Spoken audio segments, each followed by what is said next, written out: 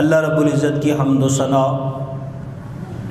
اور اس کے پیارے محبوب نور مجسم رہبر مکرم شفیع معظم ہادی کل ختم رسول مولا کل مولا کائنات احمد مجتبی محمد مصطفیٰ صلی اللہ علیہ وآلہ وسلم کی بارگاہ میں ہدیہ درود و سلام پیش کرنے کے بعد قابل سعادت احترام بزرگوں، نمازیوں، السلام علیکم ورحمۃ اللہ وبرکاتہ۔ آج 15 شوال المکرم ہے۔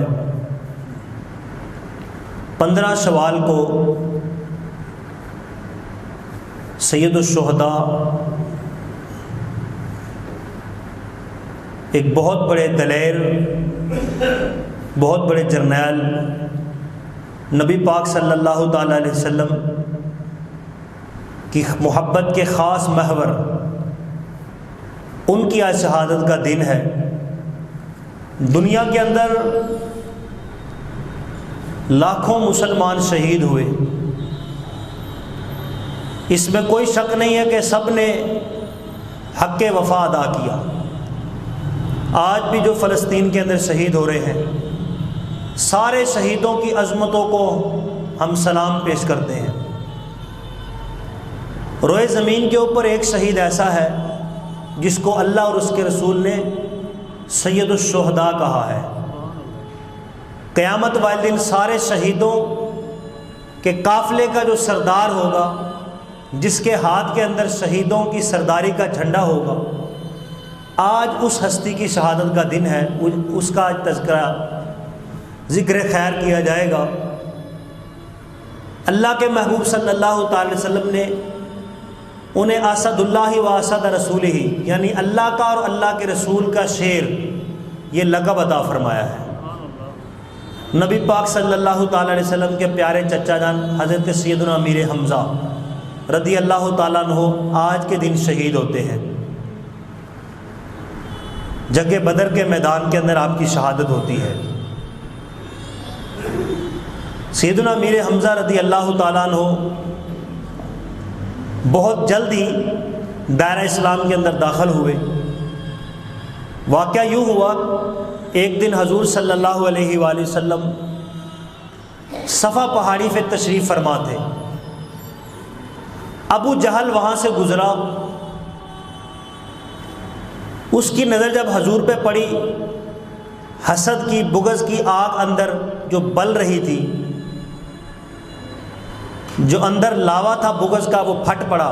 نبی پاک صلی اللہ تعالی وسلم کو برا بھلا کہنے لگا، معاذ اللہ آپ کو گالیاں دی۔ ابھی بھی اس کا غصہ ٹھنڈا نہ ہوا۔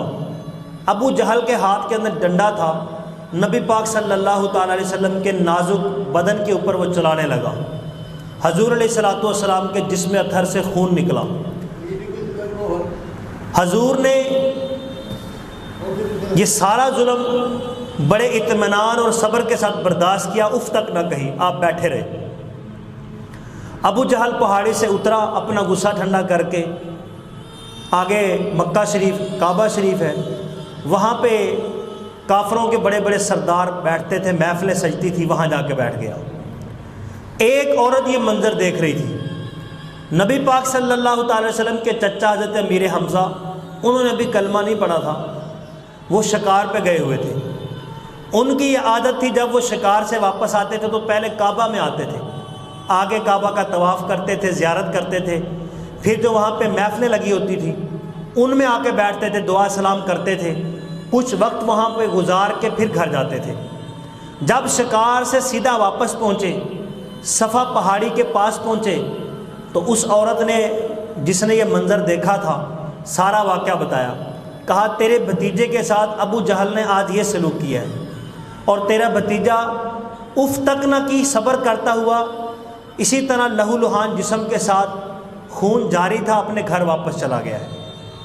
حضرت امیر حمزہ کو بہت غصہ آیا، آپ جلال میں آ گئے، غصے سے بپھرنے لگے۔ آپ سیدھا خانہ کعبہ کے اندر آئے۔ آج نہ عادت کے مطابق طواف کیا، نہ زیارت کی، نہ دعا سلام کی، نہ لوگوں میں بیٹھے، سیدھا ابو جہل جہاں لوگوں کی محفل میں بیٹھا تھا اس کے پاس پہنچے، کہا تو نے میرے بھتیجے کو مارا؟ کہنے لگا ہاں مارا ہے۔ تو حضرت امیر حمزہ کے ہاتھ کے اندر جو کمان تھی جس کے ساتھ شکار کر کے آئے تھے، اسی کمان کے ساتھ ابو جہل کا سر پھاڑ دیا۔ کسی کی ہمت نہ ہوئی حضرت امیر حمزہ کے سامنے بولتا۔ ابھی حضرت امیر حمزہ نے سلام قبول نہیں کیا تھا، کہنے لگے کہ میں اپنے بھتیجے کے دین کو قبول کرتا ہوں، ان سے کیوں لڑتا ہے؟ اگر ہمت ہے تو مجھ سے لڑ کے دکھا۔ بہرحال کسی کے اندر ہمت نہ تھی کہ امیر حمزہ رضی اللہ تعالیٰ عنہ ایسے جری بہادر تھے، ایسے سردار تھے، بڑے بڑے پہلوان، بڑے بڑے سردار وہاں بیٹھے تھے، کوئی آپ کے سامنے بول جاتا۔ نبی پاک صلی اللہ علیہ وسلم کا بدلہ لیا، ابو جہل کا سر پاڑا، اس کے جسم سے خون نکالا، سیدھا حضور علیہ الصلوۃ والسلام کی بارگاہ میں حاضر ہوئے۔ کہا بھتیجے مجھے پتہ چلا ہے تیرے ساتھ یہ ظلم ہوا ہے، میں نے تیرے ظلم کا بدلہ لے لیا ہے، اب تو خوش ہو جا۔ حضور علیہ الصلوۃ والسلام نے فرمایا کہ میں اللہ کی رضا پہ راضی ہوں، اگر آپ بدلہ نہ بھی لیتے تو میں نے صبر کیا تھا، میں اس سے خوش نہیں ہوں گا، میں تو تب خوش ہوں گا جب آپ اس دین حق کو قبول کریں گے۔ تو حضرت امیر حمزہ نے کہا اگر اے میرے بھتیجے محبوب آپ کی خوشی اگر اس میں ہے، اگر آپ اس انداز میں خوش ہوتے ہیں تو لو میں آپ کا کلمہ پڑھتا ہوں، لا الہ الا اللہ محمد رسول اللہ کلمہ پڑھا، دائرہ حق کے اندر داخل ہوئے۔ کہا کہ آپ اس طرح خوش ہیں تو پھر میں آپ کو راضی کرنے کے لیے تیار ہوں۔ حضرت امیر حمزہ رضی اللہ تعالیٰ نے نبی پاک صلی اللہ علیہ وسلم کا یوں کلمہ پڑھ لیا۔ حضرت امیر حمزہ کلمہ پڑھنے کے بعد دائرہ اسلام میں داخل ہو گئے۔ اب حضور کی محبت آ گئی، چچا سے بہت زیادہ تھی اور بڑھ گئی۔ اب مدینہ کے اندر کوئی بھی بچہ پیدا ہوتا تو حضور علیہ الصلوۃ والسلام سے اگر کوئی نام پوچھنے آتا اس کا کیا نام رکھیں، حضور اس کا نام حمزہ رکھتے۔ اتنا نام حضور کو محبوب تھا، فرماتے تھے کہ میں وہ نام رکھتا ہوں جو مجھے پسند ہے، یا رسول اللہ آپ رکھ دیں۔ حضور فرماتے پھر اس کا نام آج سے حمزہ ہے۔ مدینے کے اندر پیدا ہونے والے ہر بچے کا نام اپنے چچا کی محبت کے اندر حمزہ رکھتے۔ حضرت امیر حمزہ چچا بھی لگتے تھے اور دودھ شریک بھائی بھی تھے۔ جس عورت کا دودھ نبی پاک صلی اللہ علیہ وسلم نے پیا تھا اسی عورت کا دودھ حضرت امیر حمزہ نے بھی پیا تھا۔ حضرت ثویبہ یہ لونڈی تھی ابو لہب کی، اس نے چند دن نبی پاک صلی اللہ علیہ وسلم کو دودھ پلایا اور اسی نے حضرت امیر حمزہ کو بھی دودھ پلایا۔ اسی لیے جب نبی پاک صلی اللہ تعالی وسلم کا رشتہ حضرت امیر حمزہ کی بیٹی سے ہونے لگا تو حضور نے منع فرما دیا، کہا کہ وہ میرے رضائی بھائی لگتے ہیں۔ تو جس طرح نسبی رشتہ حرام ہوتا ہے اسی طرح رضائی رشتہ بھی حرام ہوتا ہے، لہٰذا ان کی بیٹی کا میرے ساتھ نکاح نہیں ہو سکتا، میں نے اور انہوں نے ایک ہی عورت کا دودھ پیا ہوا ہے۔ تو یوں نبی پاک صلی اللہ علیہ وسلم رضائی بھائی بھی تھے، رشتے کے اندر حضرت امیر حمزہ سگے چچا بھی لگتے تھے، اور مدینے کے اندر لوگوں میں سب سے بڑھ کے حضور جس سے پیار کرتے تھے وہ حضرت امیر حمزہ تھے۔ حضرت امیر حمزہ نے نبی پاک صلی اللہ تعالی وسلم کی قیادت کے اندر کئی جنگیں لڑی، لیکن ایک جنگ جو آپ کی شہادت کا سبب بنی، جنگ بدر، اس کے اندر حضرت امیر حمزہ اکیلے نے 31 کافروں کو واصل جہنم کیا۔ بہت بڑا کارنامہ تھا، 31 کافروں کو حضرت امیر حمزہ رضی اللہ تعالیٰ عنہ نے واصل جہنم کیا۔ ہوا یوں کہ اس سے پہلے جنگ احد ہوئی تھی، جنگ احد کے اندر بھی آپ نے نمایاں کارکردگی دکھائی تھی۔ کافروں کا جو بڑا سردار تھا عتبہ، جنگ احد کے اندر حضرت امیر حمزہ نے اس کو واصل جہنم کیا تھا، اور ابن عدی یہ بھی ایک بہت بڑا سردار تھا، اس کو بھی واصل جہنم کیا تھا۔ اب عتبہ کی جو بیٹی تھی ہندا، جب باپ مرا تو عتبہ کی بیٹی ہندا نے یہ قسم کھائی کہ میں حضرت امیر حمزہ کا کلیجہ چباؤں گی، میرے باپ کو حضرت امیر حمزہ نے مارا ہے تو اس کے بدلے کے اندر میں امیر حمزہ سے بدلہ لوں گی، ان کو قتل کرواؤں گی اور ان کا کلیجہ چباؤں گی۔ یہ اس نے منت مانگ لی اور اس نے یہ قسم کھائی۔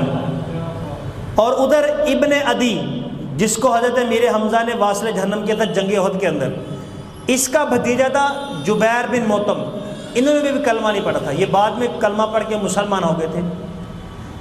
ان کا ایک غلام تھا، انہوں نے اس کی ڈیوٹی لگائی، اگر تو میرے چچا کا بدلہ حضور کے چچا سے لے لے، یعنی میرے چچا کو قتل کیا جاتا ہے میرے حمزہ نے، حضور کے چچا نے، تو بدلہ لے لے تو بدلے کے اندر میں تجھے آزاد کر دوں گا۔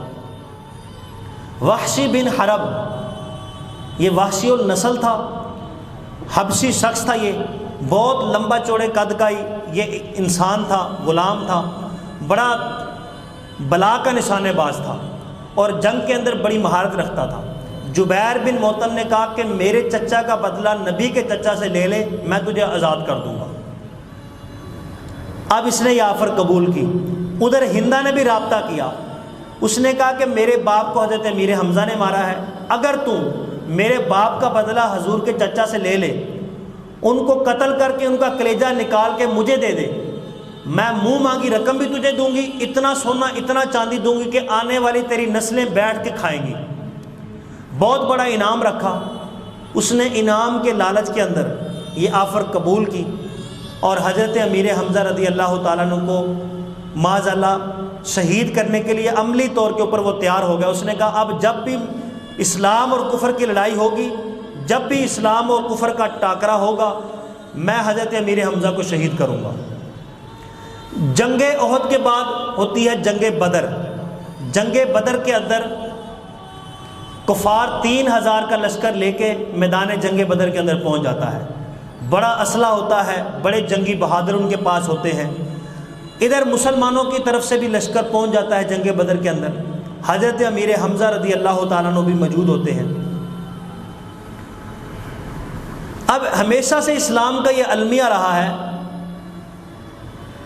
کہ کافروں نے مسلمانوں کو مارنے کے لیے مسلمانوں میں سے لوگوں کو خریدا اور لوگوں کو خرید کے اسلام کے اوپر حملہ کیا۔ یہ تاریخ آج کی نہیں ہے، جس طرح آج کے دور کے اندر انگریز کا، کافر کا، امریکہ کا یہ طریقہ کار رہا ہے کہ ہمارے لیڈروں کو، ہمارے جرنیلوں کو، ہمارے لوگوں کو، ہمارے بزرگان دین کو، ہمارے اولیاء اللہ کو جو شہید کرایا ہے، پیچھے جو چھپا ہوا ہاتھ ہوتا ہے وہ کافر ہوتے ہیں، یہودی ایجنٹ ہوتے ہیں، ہندو ایجنٹ ہوتے ہیں، لیکن اصل جو مورا ہوتا ہے وہ مسلمان استعمال ہوتا ہے۔ تو مسلمانوں کو شہید کرنے کے لیے مسلمانوں کو استعمال کیا گیا، شروع سے یہ تاریخ چلی آ رہی ہے۔ حضرت عمر فاروق رضی اللہ تعالیٰ عنہ کی شہادت اٹھائیں، آپ مسجد کے اندر شہید ہوئے تو پیچھے مسلمان، پیچھے یہودیوں کا ہاتھ لیکن مسلمانوں نے شہید کیا۔ حضرت عثمان غنی کی شہادت مسلمانوں نے شہید کیا، حضرت مولا علی کی شہادت مسلمانوں نے شہید کیا، حضرت امام حسین کی شہادت شہید کرنے والے مسلمان۔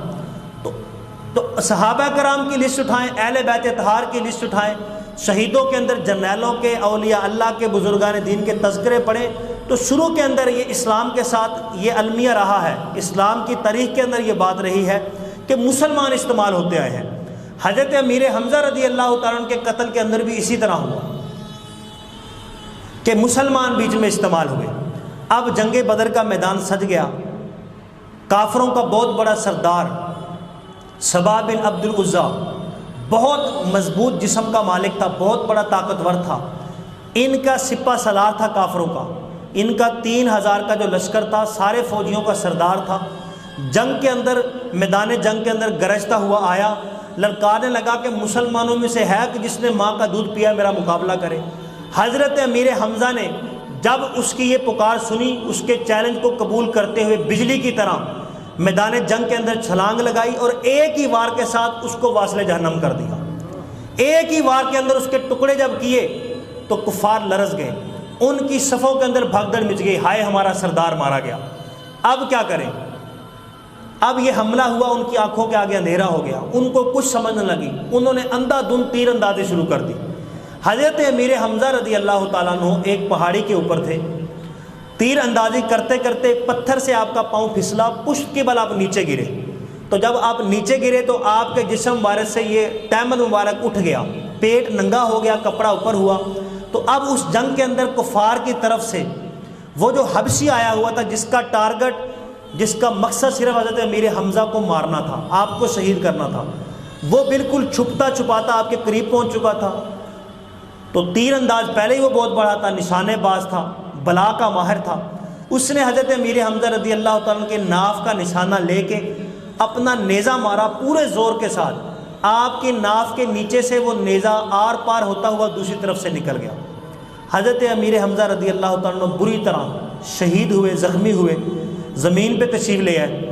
جب آپ نے دیکھا کہ وہ فلاں بندے نے نیزہ مارا ہے، آپ بپھرے ہوئے شیر کی طرح اٹھے، غضبناک ہو کے اس پہ حملہ کرنا چاہتے تھے، لیکن گھائل اتنا ہو چکے تھے، زخم اتنا پھیل چکا تھا، پورا پیٹ پھٹ چکا تھا، اٹھ نہ سکے، زمین نشیبی تھی یعنی اونچے نیچے پتھر تھے، تو آپ پھر دوبارہ زمین پہ گر گئے۔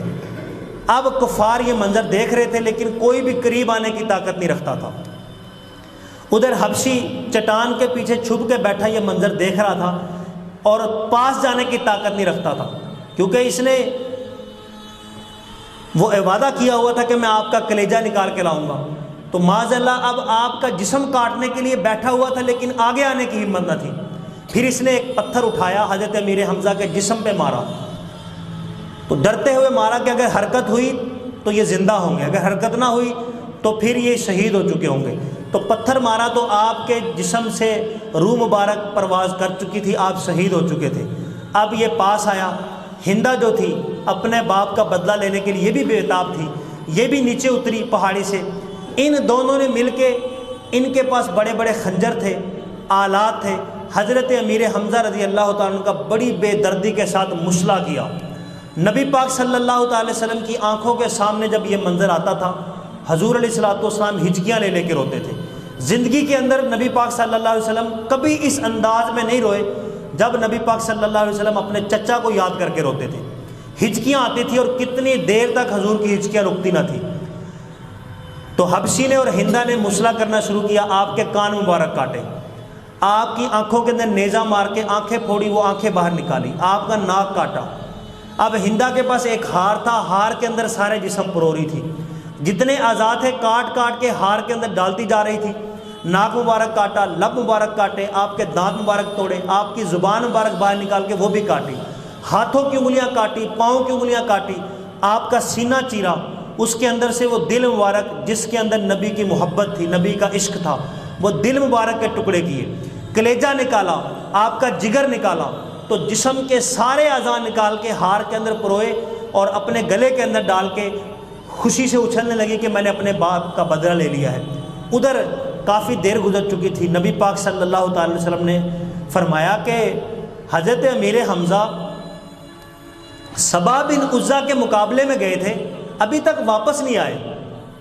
حالانکہ سبا بن عزا جو ہے کافروں کا سردار، وہ تو واصل جہنم ہو گیا، وہ تو مارا گیا ہے، لیکن امیر حمزہ ابھی تک واپس کیوں نہیں آئے؟ تو بے چینی پھیل گئی مسلمانوں کے اندر۔ اب چونکہ آپ کفار کی صفوں کے اندر دور تک تھے، وہاں آپ کی لاش مبارک پڑی ہوئی تھی، اب کفار کے نرگے کے اندر جانا بہت بڑے جگر کا کام تھا اور بہت بڑی طاقت کا یہ کام تھا۔ حضرت علی المرتضیٰ شیر خدا رضی اللہ تعالیٰ نے عرض کی، یا رسول اللہ میں جاتا ہوں کافروں کے لشکر کے اندر، ان کی صفوں کے اندر جا کے حضرت امیر حمزہ کو تلاش کرتا ہوں۔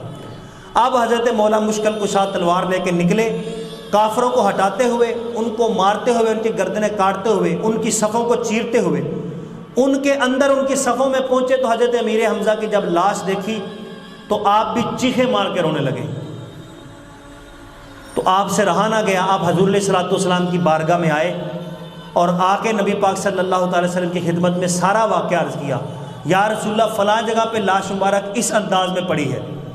حضور علیہ الصلوۃ والسلام کی آنکھوں مبارک سے آنسو نکل آئے، ہچکیاں شروع ہو گئی۔ حضور نے فرمایا مجھے میرے چچا کے پاس لے چلو۔ جنگ ختم ہوئی، کافر مارے گئے، گرفتار ہوئے، حضرت امیر حمزہ رضی اللہ تعالیٰ عنہ کی لاش مبارک کے پاس نبی پاک صلی اللہ تعالی وسلم کو لے جایا گیا۔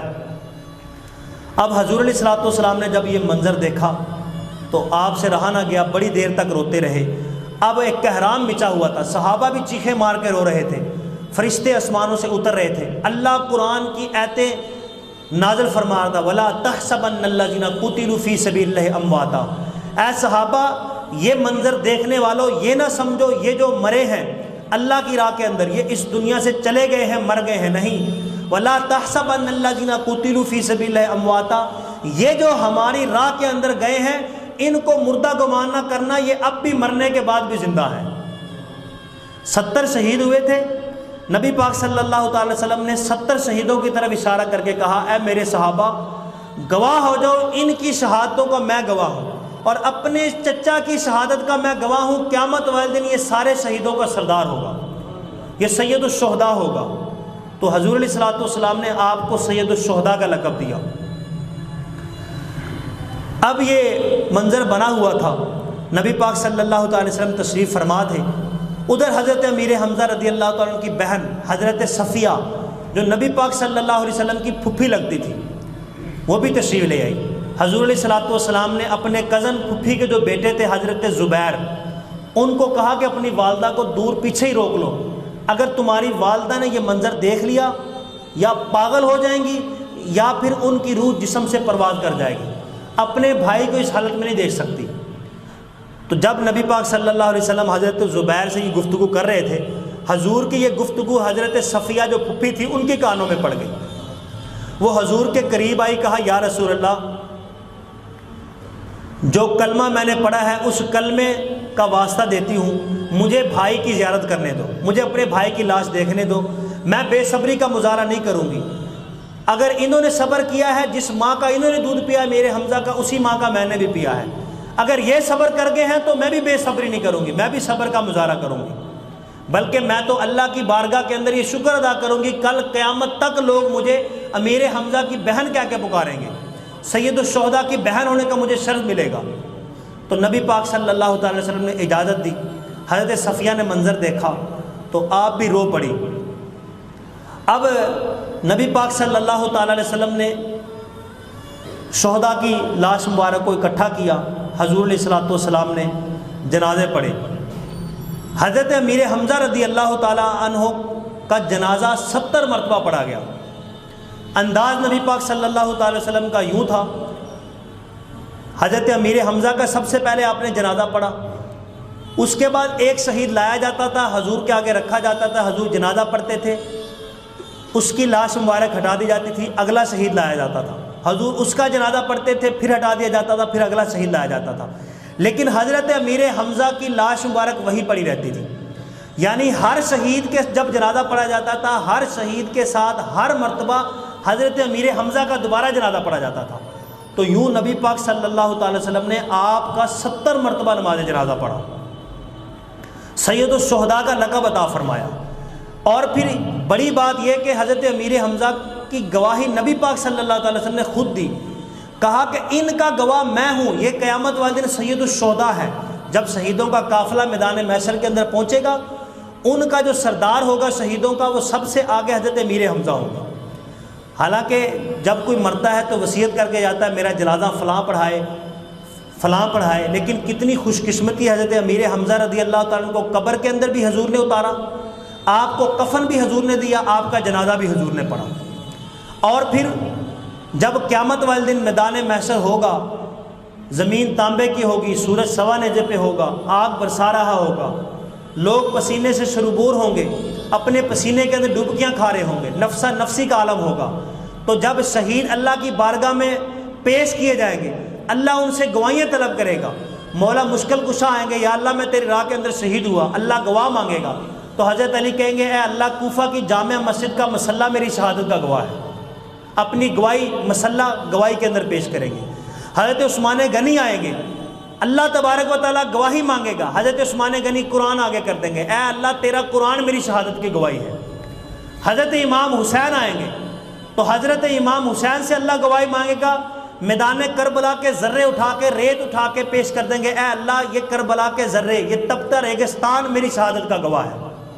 تو الغرض جس شہید سے بھی اللہ گواہی مانگے گا، ہر شہید کوئی نہ کوئی گواہی دکھائے گا، لیکن جب حضرت امیر حمزہ کی باری آئے گی تو کیسا عجیب منظر ہوگا، کسی کی شہادت کی گواہی مسلح دے رہا ہوگا، کسی کی شہادت کی گواہی فرش زمین دے رہی ہوگی، کسی کی شہادت کی گواہی یہ گھوڑے کی زین دے رہی ہوگی، کسی کی شہادت کی گواہی کربلا کی زمین دے رہی ہوگی، کسی کی شہادت کی گواہی یہ قرآن مبین دے رہا ہوگا۔ جب امیر حمزہ کی باری آئے گی تو حضرت امیر حمزہ عرض کریں گے نبی پاک صلی اللہ تعالی وسلم کی طرف اشارہ کر کے، یا اللہ میری سچی شہادت کا گواہ یہ تیرا سچا رسول ہے۔ تو حضور اس وقت گواہی کے طور پہ آپ تشریف لائیں گے، کیونکہ نبی پاک صلی اللہ تعالی وسلم نے آپ کی لاش مبارک پہ کھڑے ہو کے فرمایا ان کی شہادت کا گواہ میں ہوں، یہ سید الشہداء ہیں، اسد اللہ و اسد رسولی، یہ اللہ کا بھی شیر ہے اور اللہ کے رسول کا بھی شیر ہے۔ تو حضرت امیر حمزہ مبارک والے دن 15 شوال کو شہید کیا گیا۔ اچھا، وہ جو شہیدوں ان کو شہید کرنے کے لیے اس کے اندر ملوث تھے، اب ہم ان کو برے لفظوں کے ساتھ یاد نہیں کر سکتے۔ اس کی وجہ یہ ہے، ایک تو تھی حضرت ہندہ، یہ بھی کلمہ پڑھ کے مسلمان ہو چکی، یہ حضور کی صحابیہ بن چکی، اپنے گناہوں کی معافی مانگ چکی، اللہ نے ان کے ساتھ راضی ہونے کا اعلان قرآن کے اندر فرما دیا۔ دوسرے تھے حضرت وحشی، انہوں نے بھی اپنا کفارہ ادا کر دیا اور انہوں نے بھی نبی پاک صلی اللہ علیہ وسلم کا کلمہ پڑھا اور صحابی ہونے کا ان کو بھی شرف حاصل ہو گیا۔ اب ہم ان کو برے لفظوں سے یاد نہیں کر سکتے۔ حضرت وحشی جو تھے، جب مکہ فتح ہوا، مکہ فتح ہونے کے بعد یہ بھاگ گئے اور یہ طائف کے اندر جا کے بازار کے اندر چھپ گئے۔ کسی نے کہا کہ اس طرح چھپنے سے بات نہیں بنے گی، نہ تم ڈر کے کچھ کر سکتے ہو، نہ ڈرنے سے بات بنے گی، نہ چھپنے سے بات بنے گی، تم جس سوراخ میں بھی چلے جاؤ گے نبی کے نوکر تمہیں وہاں سے نکال لائیں گے، بچنے کا تمہارے پاس کوئی راستہ نہیں۔ کسی دوست نے مشورہ دیا کہ اگر چھپنا چاہتے ہو تو ایک ہی جگہ ہے، وہ ہے نبی پاک صلی اللہ تعالی وسلم کا دامن رحمت۔ اگر چھپنا چاہتے ہو وہاں جا کے حضور کی بارگاہ میں چلے جاؤ، کلمہ پڑھ کے ان کے دامن رحمت میں چھپ جاؤ، امید ہے اللہ کے رسول تمہیں معاف فرما دیں گے۔ اب وہ جو حبشی غلام تھا اپنے کام پہ شرمندہ بھی تھا، ندامت بھی تھی، لیکن حالت کفر کے اندر یہ کام کیا تھا، انعام کے لالچ کے اندر یہ کام کیا تھا۔ اب نقاب اوڑھ کے جب مکہ فتح ہوا تو نبی پاک صلی اللہ علیہ وسلم کی بارگاہ کے اندر آ گئے، یا رسول اللہ صلی اللہ علیہ وسلم بہت بڑا مجرم ہوں، میرے جرموں کی کوئی حد نہیں، لیکن آپ کے رحم کرم کی بھی کوئی حد نہیں ہے۔ لہجہ بھی بدل لیا، آواز بھی بدل لی، انداز بھی بدل لیا، چہرہ بھی چھپا لیا، کہنے لگا ایک حبشی غلام ہوں، میرا بہت بڑا جرم ہے، یا رسول اللہ اگر آپ سنیں گے تو ہو سکتا ہے مجھے معافی نہ ملے، بغیر سنے مجھے معاف فرما دے۔ حضور نے فرمایا تو وحشی ہے، آپ کا نام لے کے حضور علیہ الصلوۃ والسلام نے بتا دیا۔ حضور پہچان گئے تو حضور علیہ الصلوۃ والسلام نے جب پہچانا تو آنکھوں سے آنسو آ گئے، چچا کی یاد آ گئی، تو وحشی بن حرب بھی رونے لگ گئے، حضور بھی رونے لگ گئے۔ حضور نے فرمایا کہ بتاؤ وہ میرے چچا کو کس طرح شہید کیا تھا۔ سارا واقعہ جب سنایا تو حضور پھر رو پڑے، پھر ہچکیاں بند گئی، اور نبی پاک صلی اللہ تعالی وسلم نے فرمایا کہ تجھے معافی بھی مل گئی، تجھے اپنا صحابی بھی بنا لیا، تیرا کلمہ بھی قبول، تیری غلطی بھی معاف، لیکن آج کے بعد جب تک محمد زمین پہ زندہ ہے تو نے میرے سامنے نہیں آنا، کیونکہ جب تو سامنے آتا ہے تو مجھے اپنے چچا کی یاد آ جاتی ہے۔ صحابہ تو تیار تھے بدلہ لینے کے لیے، ان کی تلواریں ننگی تھی کہ حضور کا ادب مانے تھا کہ اگر حضور حکم دے، اشارہ کرے تو ابھی ہم اس کو کاٹ کے رکھ دیں، لیکن نبی پاک صلی اللہ تعالی وسلم نے اپنے دامن رحمت کے اندر جگہ دی، معاف فرمایا، اپنے صحابہ کے اندر، اپنے نوکروں کے اندر قبول فرمایا، کلمہ پڑھ کے مسلمان کروایا۔ لیکن حضرت حرب بن وحشی رضی اللہ تعالیٰ عنہ کے دل کے اندر بس یہی صدمہ تھا مرتے دم تک کہ نبی پاک صلی اللہ تعالی وسلم کی زیارت نہیں کر سکتے تھے۔ حضور نے منع فرما دیا تھا کہ سامنے نہیں آنا۔ جب بھی حضور کی محفل میں آتے تھے، مجلس میں آتے تھے، پیچھے پشت کے پیچھے بیٹھتے تھے، حضور کی گفتگو سنتے تھے اور چلے جاتے تھے، کبھی حضور سے مصافحہ نہیں کیا، کبھی حضور کے سامنے نہیں آئے، لیکن بے چین تھے کہ کسی طرح میں اپنی اس غلطی کا کفارہ ادا کروں۔ پھر اسلام کے اندر ایک ایسا وقت آیا، اللہ نے آپ کے دل کے اندر بات ڈالی، نبی پاک صلی اللہ تعالی وسلم کا آخری دور تھا، فتنہ ختم نبوت، انکار ختم نبوت کا فتنہ اس نے سر اٹھایا۔ مسیلمہ بن کذاب نے نبی ہونے کا اعلان کر دیا۔ حضور کے دل کے اندر یہ تمنا تھی میرا کوئی غلام کاش اس باغی کو ختم نبوت کے، اس کذاب کو کوئی واصل جہنم کرے، جس طرح اب مرزا قادیانی نے نبوت کا دعویٰ کیا تھا، اسی طرح حضور کے دور کے اندر بھی ایک نے نبی ہونے کا دعویٰ کیا۔ تو نبی پاک صلی اللہ تعالی وسلم کے دل کے اندر تمنا تھی کاش کوئی میرا غلام اس کو واصل جہنم کرے۔ حضور کا وصال ہو گیا، حضرت ابوبکر صدیق کا دور آیا، فتنہ شدید زور پکڑ گیا۔ حضرت ابوبکر صدیق نے جنگ کا ارادہ کیا، جنگ کے اندر جب گئے تو یہ وحشی بھی ساتھ گیا۔ اب اللہ تعالیٰ نے اس کے دل کے اندر بات ڈالی، اس نے یہ ٹھان لی کہ میں اس مسیلمہ بن کذاب کو جس نے نبوت کا دعویٰ کیا اس کو واصل جہنم کروں گا۔ حضرت وحشی کا ایک ہی ٹارگٹ، ایک ہی مقصد تھا۔ پھر جب جنگ چھڑی تو حضرت وحشی نے پھر مسیلمہ بن کذاب کو واصل جہنم کیا اور اللہ کا شکر ادا کیا کہ یہ اتنا بڑا قتل جو میں نے اتنا بڑا شخص شہید کیا تھا، یہ ان کے قتل کا بدلہ ہو گیا۔ اللہ مجھے اس شخص کو مسیلمہ بن کذاب کو واصل جہنم کرنے کے صدقے حضرت امیر حمزہ رضی اللہ تعالیٰ عنہ کا خون معاف فرما دے گا۔